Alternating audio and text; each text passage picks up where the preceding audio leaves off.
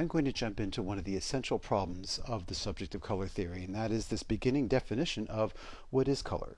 Where does it live? Where does it reside? How do we activate it? How can we manipulate it? Generally, we think that color lives in things, that there is redness in this red plastic calculator. But you also know that you could not see that redness if it were not activated by light. So that should lead you to realize, I hope, that the redness in the calculator has to be activated by light. Therefore, the redness is largely existing in the light itself and not in the calculator. Light from the sun we consider to be white light, and that is our reference for light, as white light from the sun. But we have learned about 300 years ago that white light from the sun is actually made of all colors. If we take out the red component of that white light, which is one of the primaries, the three primaries of light, we no longer have any red that we can see. We need the red light to see red in the calculator. So the redness does not live in the calculator. The redness lives in the light. That light, which we consider to be white, is made of this entirety of colors. You might recognize these colors in this sequence of colors from the rainbow. We call this the spectrum. And the spectrum, when combined, gives you white light. But that is only part of what we get from the sun. The electromagnetic spectrum, which is all of the energy we get from the sun, is largely unavailable to human sensors. We are not aware of AM radio waves bouncing off of our body. We're not aware of infrared. It's there all the time. What we're aware of is light and to some extent heat, which is a minimal part of what the sun actually hits us with every day. This is an octave. And an octave is the measurement, in this case, between the crests of two waves. So we're considering this to be vibrational energy, and this is one vibration. A doubling of that octave happens, and we go into another octave. A new octave is now twice as large as the last one. This happens 60 to 70 times in the electromagnetic spectrum. But what we see is just this one octave that we call visible light. We think that's sunlight. And it actually, when you look at it much more closely, it is no longer seen as white light. It is now seen as a wide variety of colors. So that would lead us to believe that, well, okay, color is not in the object. I see your point, but is it light? And not necessarily. That's not the whole story. Because we need a human being, an observer, to recognize it as color. When light comes into our eye, it goes through the optic nerve to the back of the brain, and we start processing those electrical signals from the eye that eventually are going to be turned into color. This is the primary visual cortex. But this, by the way, is where the eyes are in the front of the brain. So they go all the way, the signal goes all the way back here. And the primary visual cortex is interested in value, in dark and lightness. It is not interested in color, and does not do anything with color yet. It gives us orientation information. It tells us where edges are, where contours are, where detail is, and whether those edges go up and down or left and right or diagonal. From there, that information then is passed to V4 and V5 and other parts of the brain, where we then add color associations or color information to it, and then it is brought to the front of the brain, the frontal lobes, where we add memories and other associations with it.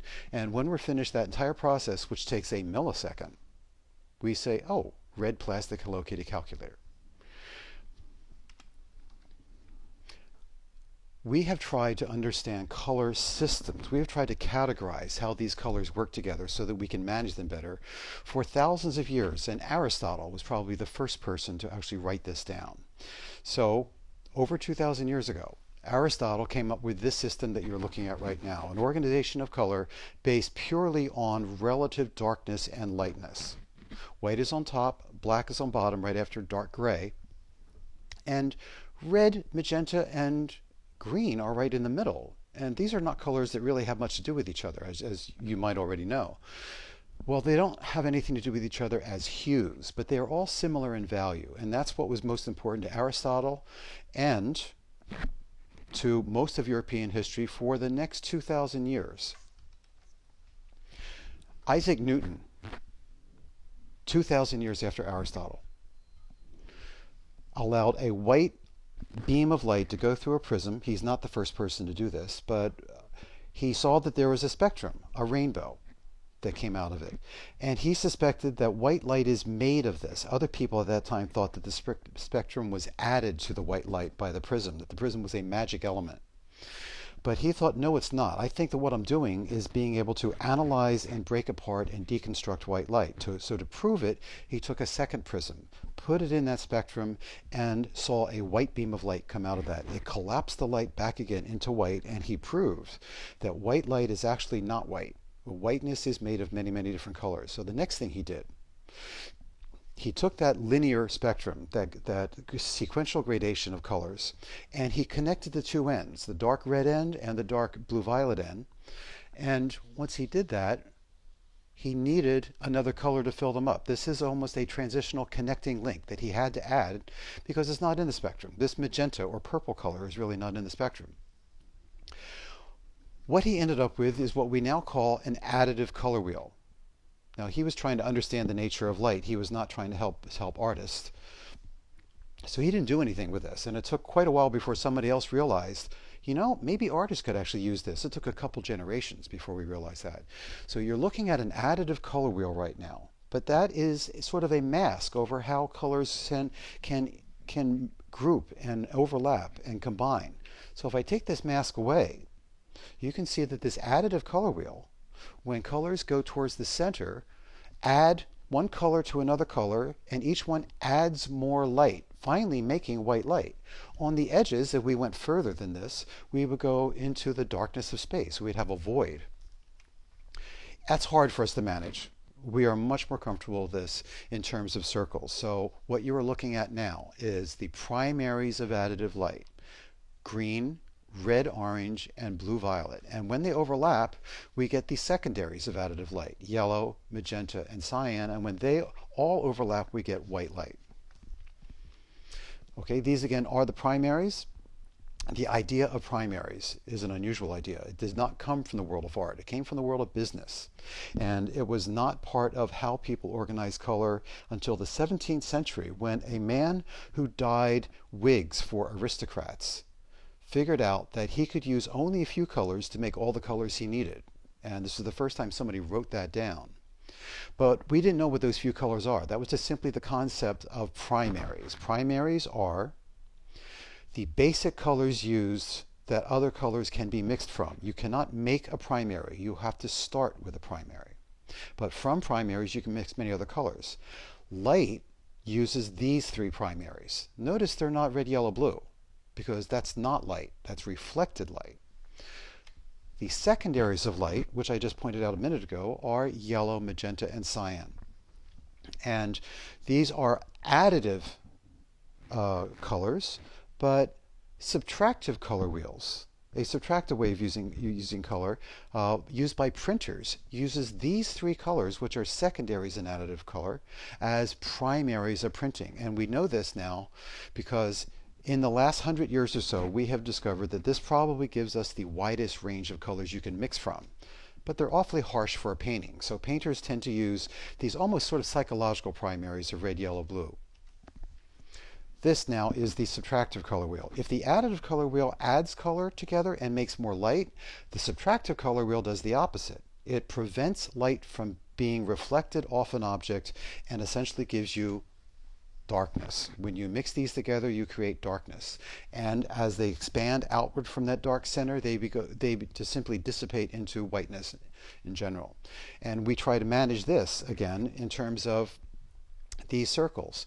Now, we could have used yellow, red, and blue, but we're not. This is yellow, magenta, and cyan, because as I said before, these probably give us the widest range of mixing. And when they overlap, they give us the primaries of light, but when all of these overlap, they give us black.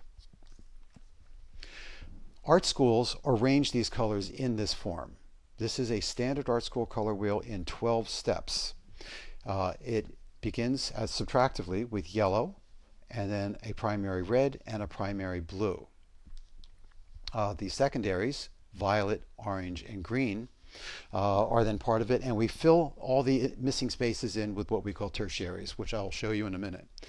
Now, this is a subtractive color wheel, and there's one thing important about this as an arrangement of colors, and that is yellow, green, and red, violet create an axis. And everything in the color wheel we're looking at right now, everything on the left side of this axis is what we call a warm color. Everything on the right-hand side is what we call a cool color. Well, that's for a subtractive color wheel. This is an additive color wheel. And you'll notice that very little of it is warm. There's a lot more green, there's a lot more blue in an additive color wheel, which doesn't make sense because this is how the eye works. The eye works based on these three primaries of light: red, orange, blue, violet, and green. How can that be? Because we see a lot of reds and we respond to reds very strongly. The answer is because the eye has so many red cones and they're all directly connected to the brain. So that is the compensation factor for the nature of how light works, is that we tend to be more sensitive to the warm parts and we balance it out that way. Many color wheels exist. This is called the Munsell color wheel. It is based on an additive color wheel. Essentially, it is an additive color wheel, but it is used for reflective art, paints. Albert Munsell was the man who designed this. It was about 100 years ago, and he was frustrated that we couldn't rely on regular language-based names for colors, so he wanted a more exacting system. He has 5 primaries in his color wheel, by the way, because he wanted 10 basic colors. This is yet another color system, which is called the Natural Color System and sometimes called NCS. It is officially used by some Scandinavian countries and some other parts of the world, and it's based on the ideas of a man named Ewald Hering, who lived in the 1870s. And he thought the color works the way it does because of 3 pairs of opposites. These pairs of opposites are white and black, or dark and light, green and red, and yellow and blue, which makes green a primary color and also makes darkness and lightness have a different relationship to the colors than in most other color wheels. A color wheel based on this way of thinking actually emphasizes yellow and green a bit.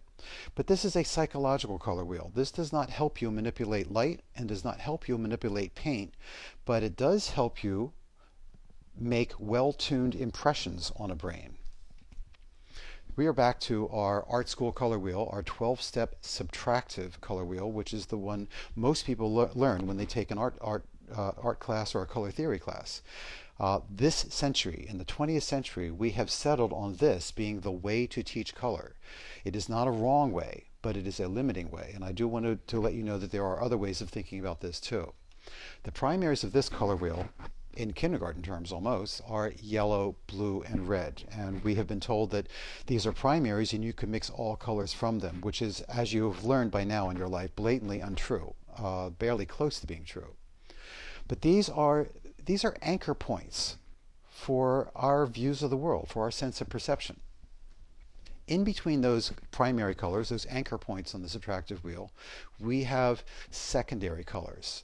There are people who feel that these are weaker colors, which I think is something you learn in your culture rather than something that we can prove as a physical fact. These secondaries appear to exist in between the primaries. So a green made of yellow and blue looks like it fits perfectly in between the yellow and blue. That is not a guarantee that mixing 50% yellow and 50% blue is going to give you a perfect green, though. All paints and all dyes all have individual properties that will probably get in the way of that idea. In between the primaries and secondaries, we have tertiaries. Tertiaries just means sort of third. And I want to recommend that when you refer to tertiaries, you use the primary color name first. So that would mean this is a blue-violet. It is not a violet-blue. This is a yellow-orange. It is not an orange-yellow.